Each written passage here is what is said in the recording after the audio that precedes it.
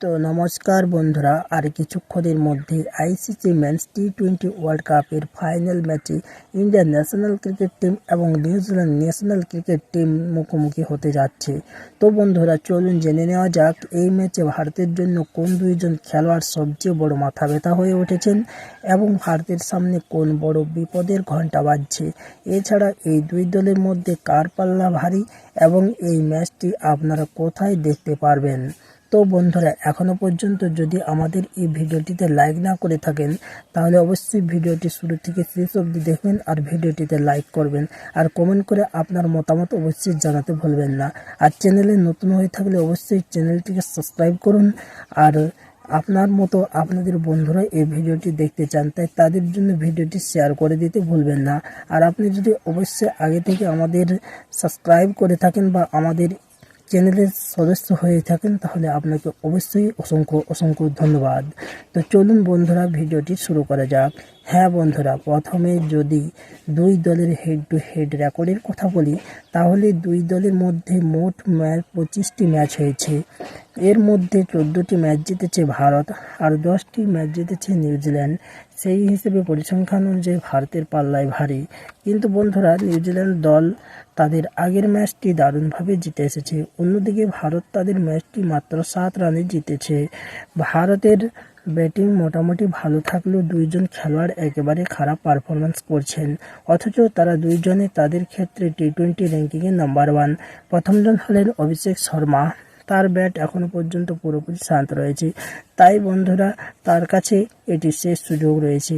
যদি তিনি ফাইনাল ম্যাচে ব্যাট দিয়ে জাদু দেখাতে পারেন তাহলে এই ম্যাচে বড় ঝড় উঠতে পারেন। অন্যদিকে বোলিংয়ে বরুণ চক্রবর্তী এর পারফরম্যান্স খুবই খারাপ হয়েছে, অথচ তিনি টি-20 বোলিং র্যাঙ্কিংয়ে নাম্বার 1। অর্থাৎ ব্যাটসম্যান ও বোলার দুইজনে যারা বিশ্ব র্যাঙ্কিংয়ে নাম্বার 1 তারা এখন পর্যন্ত খুবই বাজে পারফরম্যান্স করছেন। তাই ফাইনাল ম্যাচে ভালো পারফরম্যান্স করার জন্য তাদের কাছে এটি বিশেষ বড় সুযোগ।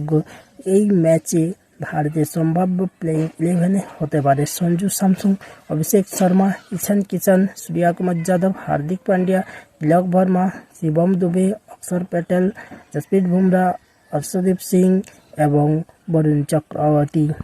এখন প্রশ্ন হলো, এই ম্যাচে ভারতের সামনে সবচেয়ে বড় চিন্তার বিষয় কি?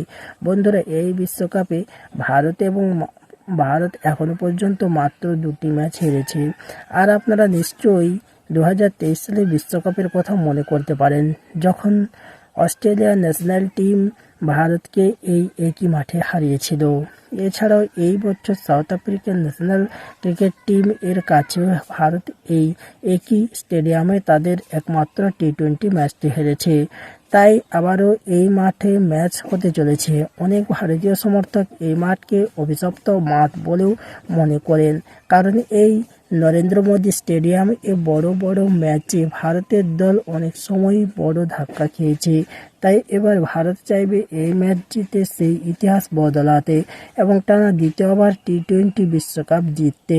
ভারত ও নিউজিল্যান্ডের এই ফাইনাল ম্যাচটি রবিবার 8 মার্চ সন্ধ্যা 7টা থেকে শুরু হবে।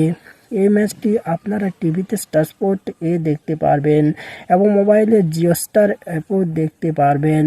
তো বন্ধুরা, আপনাদের কি মনে হয়, ভারত কি নিউজিল্যান্ডকে হারিয়ে এই স্টেডিয়ামের ইতিহাস বদলে আবারও টি-20 বিশ্বকাপ জিততে পারবে? আপনার মূল্যবান মতামত অবশ্যই নিচে কমেন্ট বক্সে কমেন্ট করে জানাতে ভুলবেন না। তো থ্যাংক ইউ সো মাচ।